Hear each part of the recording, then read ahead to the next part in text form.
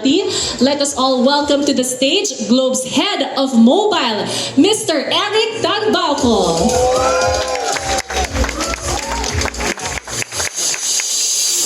So with Starlink and Ookla, Globe's connectivity is definitely something that every Filipino can count on.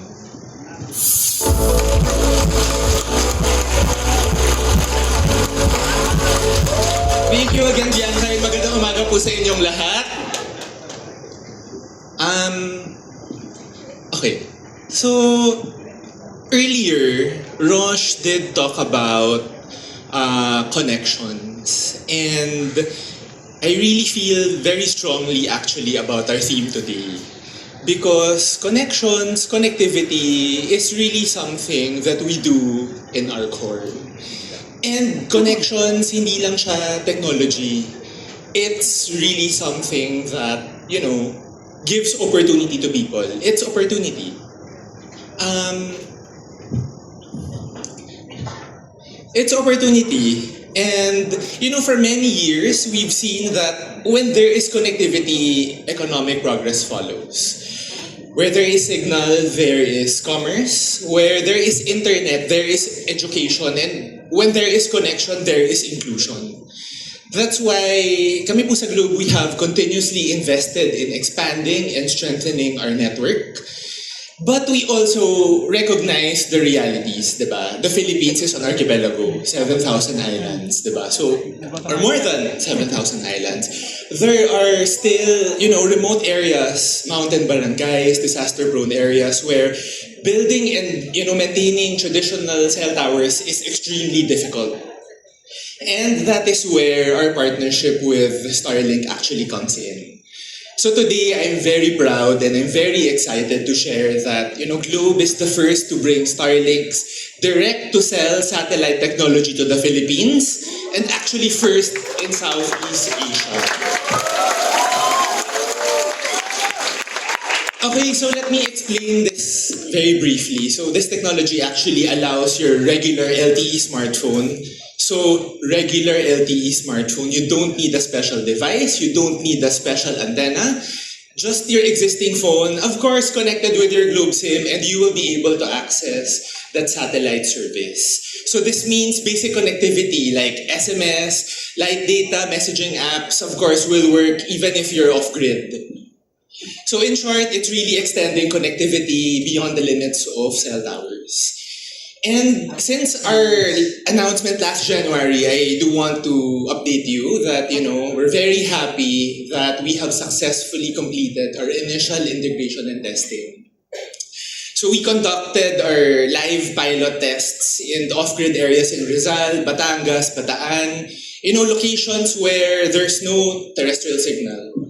And our teams were actually very successful in terms of sending SMS, accessing light data services, using Viber and WhatsApp, even accessing eGov PH, and of course, transacting via GCash and Globe One. And kami po sa Globe, actually that excites us because we're actually closer to providing digital services that can, reach even the most isolated communities. And this is not just about convenience. This is also about resilience. Sa Pilipinas, gaano karaming bagyo ang dumadaan every year, right? So when storms come, when disasters strike, this satellite layer serves as an additional lifeline for our responders to be able to coordinate, to make sure that families stay connected. And in 2026, wala na pong out of reach kapag kayo ay Globe customer. So, following the successful pilot, of course, we intend to expand testing to more areas, more use cases to make sure that, we're very prepared for our commercial rollout. Of course, subject to regulatory approvals and operational readiness. And as we, reach for the stars, for the satellite, we remain, of course, equally focused on the network that everyone uses every day. So it's not just Starlink that we are heavily working on. So whether you're running a business, whether you're studying online, whether you're connecting with your loved ones abroad, of course you deserve reliability. You deserve that peace of mind. And I'm very proud again to share that based on our network performance in 2025, Ookla actually recognized Globe as first is the most consistent mobile network for the fourth straight year. And actually first, my friend Abby is here, the most consistent fixed network. And hindi pa po yung tatapos, one more, the widest 5G coverage in the country. So imagine the level of service that we can provide you. And just to share, it's actually very rare for a telco, even if you look at our neighboring telcos in the other regions, to achieve consistency leadership across both mobile and fiber at the same time. So this recognition really reflects, many years of sustained investment in infrastructure and building our network, and of course our discipline and execution to be able to provide the best, most consistent and reliable network in the Philippines.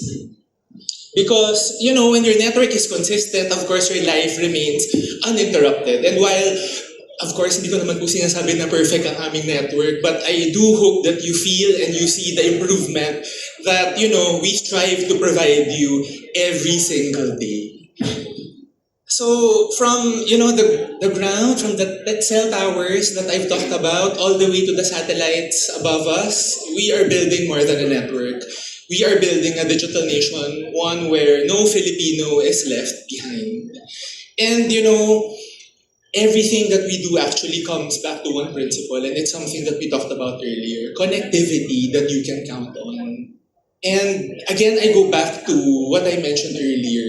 Sabi ko kanina when I started, opportunities. And every day in Globe, we are inspired to innovate. We're inspired to push the boundaries because we know that we can provide the connectivity that we deserve, and it's providing connectivity that provides opportunities for each and every Filipino. Maraming salamat po.